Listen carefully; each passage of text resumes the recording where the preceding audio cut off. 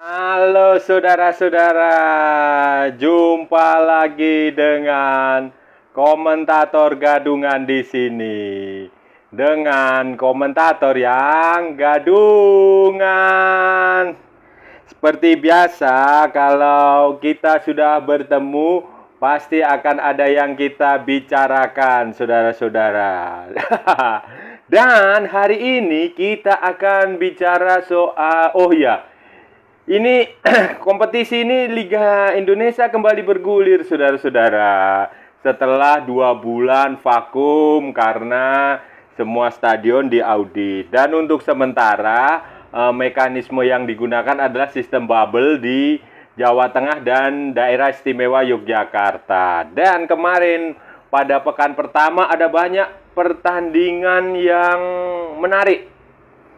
Pertandingan salah satunya, saudara-saudara, yang menarik adalah Persis Solo mengalahkan Rans Nusantara E61 E61 6-1.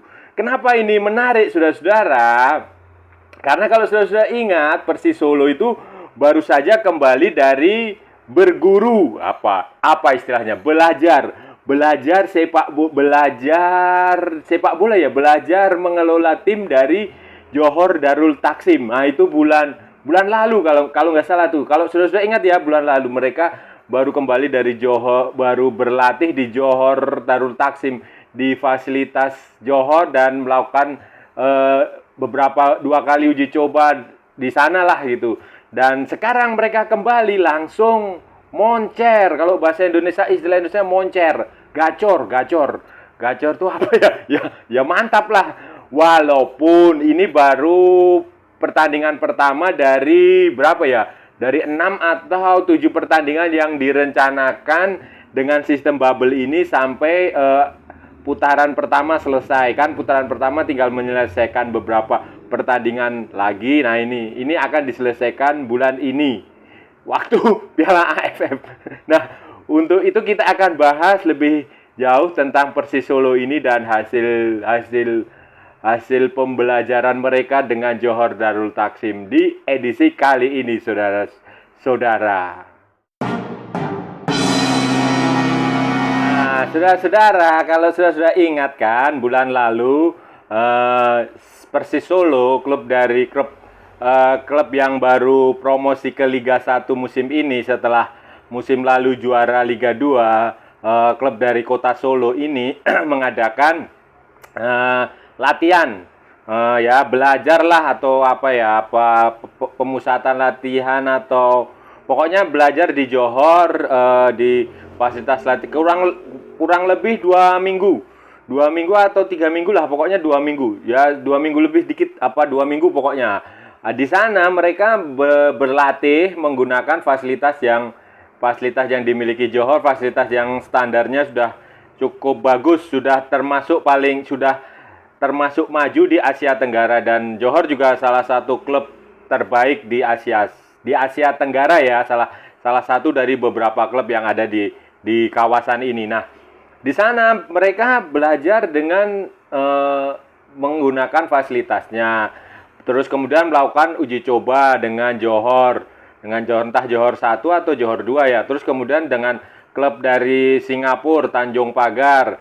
Kemudian sebelumnya juga Persis Solo udah menunjuk mantan asisten pelatih Johor sebagai pelatih kepala di Persis untuk melanjutkan Liga 1 musim ini, Leonardo Medina. Leonardo Medina kan masuk menggantikan caretaker Persis itu Rasiman. Rasiman itu sebelumnya menggantikan Jackson Tiago yang berhenti setelah hasil.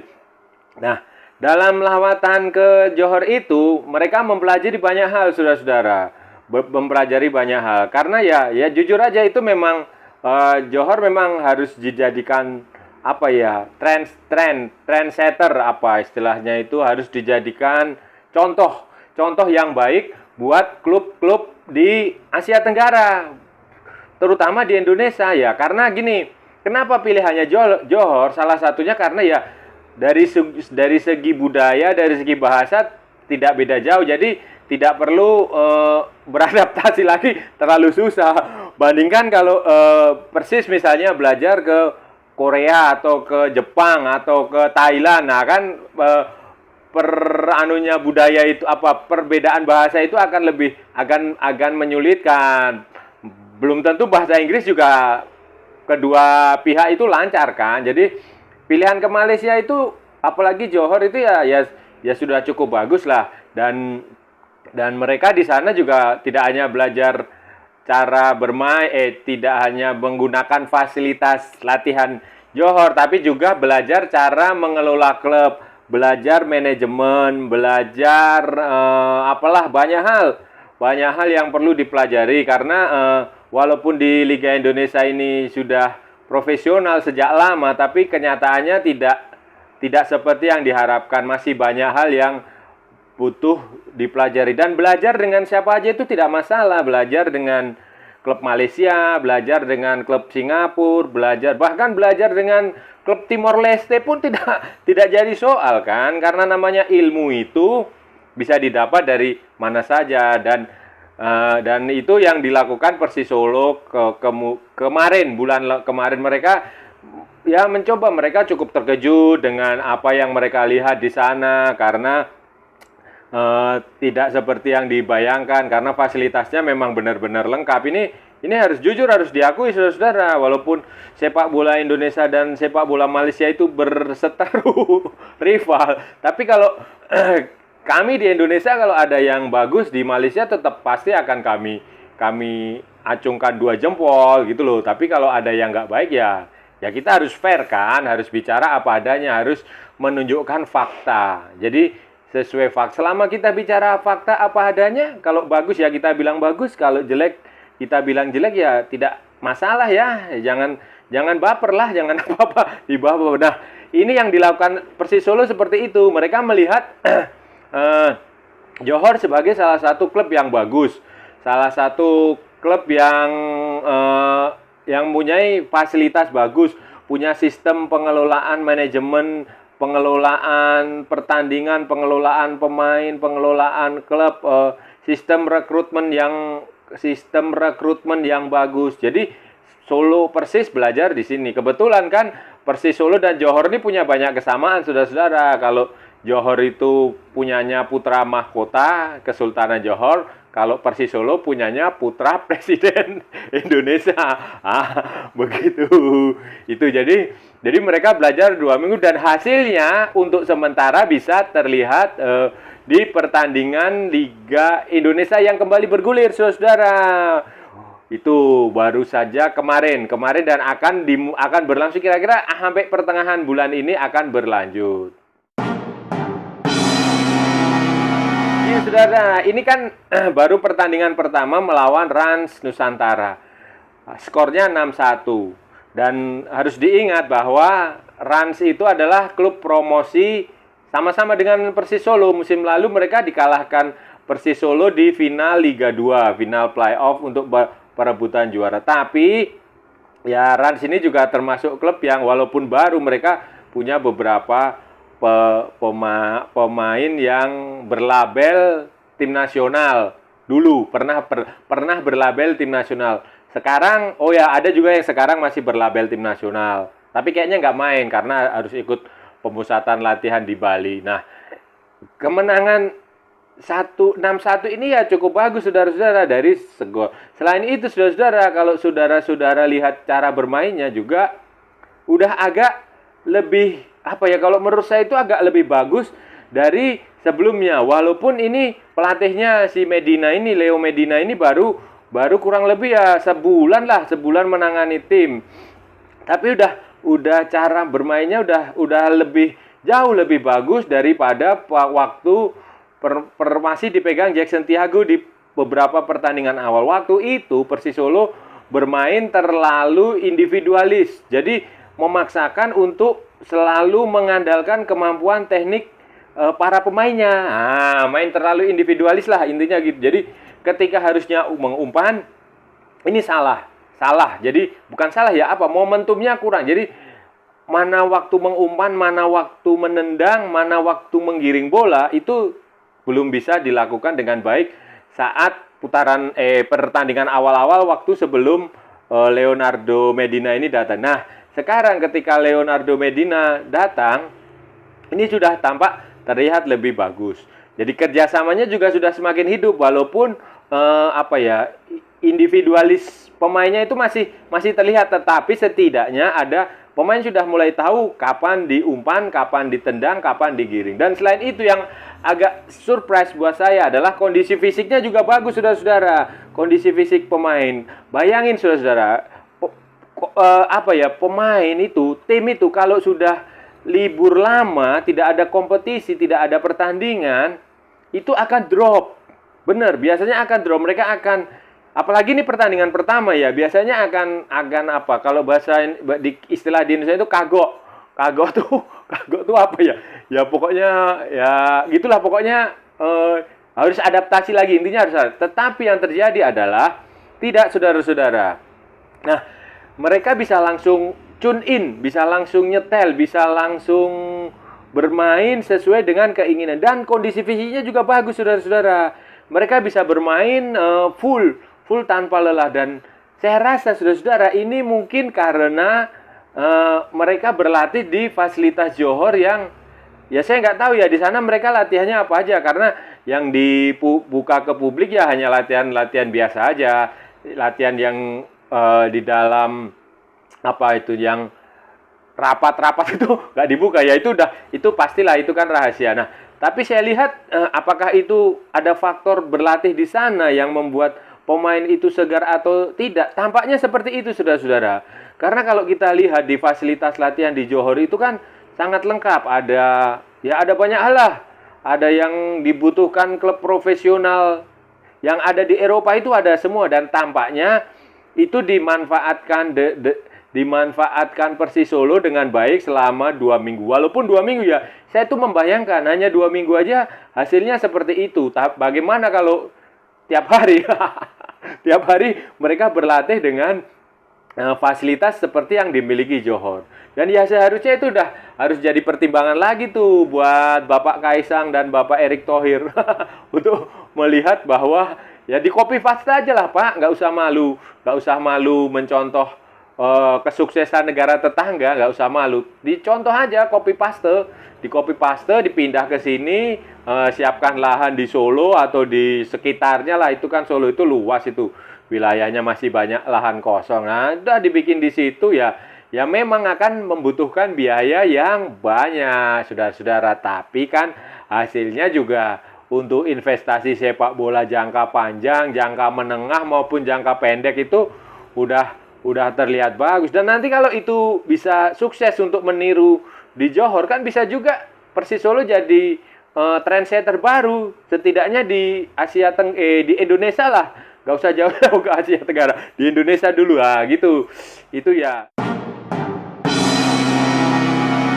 Nah, saudara-saudara, apakah itu tandanya bahwa hasil latihan Persis Solo di Johor ini bisa disimpulkan berhasil?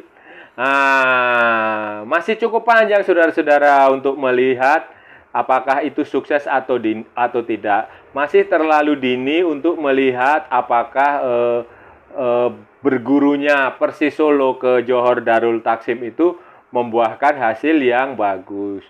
Kenapa saya bilang seperti itu, saudara-saudara? Ini karena ya pertandingan itu baru pertama itu, dan kedua lawannya juga masih maksudnya tim bukan tim besar lah, masih tim kecil di Indonesia, tim mediocre begitu. Kemudian masih ada beberapa pertandingan yang akan dijalani oleh Persis Solo sampai putaran pertama dengan sistem bubble ini selesai. Dan nanti masih ada putaran kedua, masih ada 17 pertandingan lagi yang kemungkinan akan kembali ke format home and away. Nah, ini penting karena setidaknya gini, contohlah ini untuk pertandingan di sistem bubble ini ya. Ini Persis Solo ini setelah ini masih menghadapi beberapa tim lagi kayak Arema, kayak Barito, kayak Persik Kediri, kayak Persebaya, kayak Persib Bandung, kayak apa lagi ya? Ya, itulah pokoknya. Nah, di sini nanti ujiannya ada pada Arema, ada pada Persib, ada pada Persebaya. Kalau setidaknya Persis Solo ini bisa dapat 1 poin, dapat hasil imbang, syukur-syukur bisa menang. Nah, ini bisa kita ambil kesimpulan sementara, hipotesis bahwa apa yang dikerjakan tim pelatih Solo, Persis Solo dan para pemain Persis Solo selama di Johor menghasilkan sesuatu yang berguna. Tetapi kalau itu nanti tidak bagus, misalnya kalah terus atau kalahnya pun dengan skor telak atau nggak bisa nyetak gol lagi atau mainnya jelek. Nah, ini harus dipertanyakan lagi efektivitas belajar ke sana. Nah, tapi itu kan jadi itu masih harus butuh waktu, masih harus penilaian. Nanti kalaupun itu berhasil, setidaknya berhasil sampai akhir putaran pertama ini selesai dengan sistem bubble, kita masih akan melihat lagi bagaimana nanti di putaran kedua ketika rencananya izin untuk menggelar pertandingan dengan format home and away itu kembali didapatkan. Nah, ini akan lebih penting lagi karena ketika pertandingan home and away dengan pertandingan sistem bubble seperti ini, apalagi sistem bubble-nya nggak ada penonton, saudara-saudara. Jadi tidak ada penonton. Jadi itu akan berbeda. Nanti ketika sistem home and away diterapkan, otomatis akan ada banyak faktor non teknis yang harus diatasi oleh Persis Solo, oleh para pemain. Dan itu faktor-faktor non teknis yang ada di Indonesia itu tidak didapatkan waktu Persis Solo belajar di Johor Darul Taksim. Secara teknis memang oke, secara fasilitas, secara macam-macam itu bagus. Tetapi kan faktor non teknis kayak di Indonesia, misal intimidasi supporter, kemudian jarak perjalanan dari satu kota ke kota lain yang butuh naik pesawat terbang, keluar pulau. Nah, itu kan juga akan menjadi pertimbangan yang bisa digunakan untuk menilai apakah itu berhasil apa tidak pembelajaran di Johor. Dan saya rasa yang seperti ini nggak didapatkan waktu belajar, waktu studi banding ke Johor itu tidak didapatkan karena beda kan di sana di Malaysia, apalagi di Semenanjung Malaya itu kan jaraknya nggak terlalu jauh, beda dengan Indonesia yang harus nyebrang pulau. Itu di situ nanti akan menjadi pertanyaan karena itu penting sekali, saudara-saudara. Kadang di Indonesia tim yang bermain bagus, tim yang punya materi pemain bintang, tim yang berharga mahal, tim yang punya pelatih itu belum tentu bisa menang atau juara. Kadang faktor non teknis seperti itu jauh lebih lebih dominan daripada faktor teknis. Nah, karena ya itu tadi yang Anda bisa bayangkan, Anda harus bermain dari misalnya kayak Solo nih. Dia harus bermain di Kalimantan, harus nyebrang pulau, harus main di Banjarmasin, harus main di mana lagi? Samarinda, dia harus terbang lagi main di Makassar. Dia harus terbang. Kalau dulu ada Persipura, waktu musim-musim sebelumnya masih di Liga 1, main ke Jayapura, Jakarta itu penerbangan sama dengan Jayapura ke Abu Dhabi. Jayapura ke Abu Dhabi atau Jayapura ke New Delhi, pokoknya itulah. Hampir 7 jam, 8 jam. Bayangin, itu udah capeknya minta ampun kan. Jadi, nah, kayak faktor-faktor begitulah yang tidak bisa dipelajari klub Indonesia dari klub di Malaysia, dari Johor, atau bahkan dari klub di Eropa sekalipun. Nggak bisa itu. Nah, jadi untuk menilai keberhasilan study tour Persis Solo harus kita tunggu setidaknya sampai akhir musim inilah. Nanti baru itu akan terlihat apakah ini layak dilanjutkan dan direkomendasikan ke klub lain atau tidak. Begitu. Nah, itu tadi saudara-saudara, kita sudah bicara panjang lebar, kita sudah bicara sampai berbusa-busa, khususnya kita membicarakan hasil study tour, hasil studi banding, hasil pembelajaran Persis Solo di markas latihan Johor Darul Taksim di Malaysia. Dan hasilnya udah terlihat. Setidaknya untuk satu pertandingan Liga Indonesia melawan Rans Nusantara. Dan kedepannya masih akan panjang, saudara-saudara. Dan itu akan kita lihat lagi sampai seberapa jauh Persis Solo bisa melangkah di kompetisi Indonesia. Nah, nanti kalau hasilnya bagus, ya otomatis kita rekomendasikan kepada klub-klub lain. Tapi kalau hasilnya tidak bagus ya mohon maaf itu. Nah, itu tadi saudara kita sudah bicara seperti itu. Kalau ada salah-salah kata ya mohon maaf. Namanya juga komentator gajungan. Mohon jangan tersinggung, jangan dibawa perasaan, jangan baper karena namanya juga komentator gadungan. Tapi kalau itu sebuah kebenaran ya memang benar seperti itu adanya. Oke saudara-saudara, jangan lupa ikuti terus channel Komentator Gadungan, like, share, and subscribe. Dan jangan lupa akun media sosial Komentator Gadungan ada di Facebook dan di Instagram. Oke saudara-saudara, kalau ada waktu kita sambung lagi di lain kesempatan di edisi-edisi berikutnya yang jauh lebih menarik dan jauh lebih penting untuk dibahas. Oke saudara-saudara, salam olahraga dan merdeka.